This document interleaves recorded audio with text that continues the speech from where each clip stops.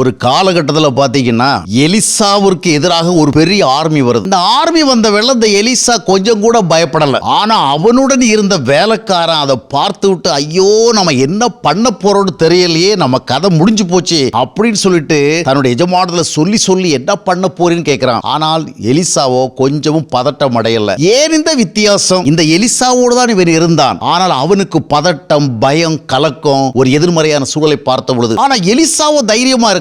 காரணம் என்னவென்றால் எலிசா தேவனோடு இருந்தான். எலிசாவுடைய வேலைக்காரனோ எலிசாவோடு இருந்தான். நாம சபைகளோடு இணைந்திருக்கலாம், ஊழியர்களோடு இணைந்திருக்கலாம், ஊழிய ஸ்தாபனங்களோடு இணைந்திருக்கலாம். பல ஊழிய ஸ்தாபனங்களுக்கு நம்ம ப்ரமோஷனல் ஒர்க் பண்ணலாம். இதனால நம்முடைய வாழ்க்கையில வருகிற எதிர்மறையான சூழலை நாம சந்திக்க முடியாது. நாம் தேவனோடு இருக்கிறோமா, எந்த பாஸ்டரோடு இருக்கிறோம், எந்த சபையோடு இருக்கிறோம், எந்த ஐக்கியத்தோடு இருக்கிறோம் அடிப்படையில் ஆவிக்குரிய வாழ்க்கையில சவால்களை மேற்கொள்ள முடியாது. தேவனோடு இருக்கிறவர்கள் அந்த அனுபவத்தின் மூலமாக எந்த எதிர்மறையான சவால்களை மேற்கொள்வார்கள்.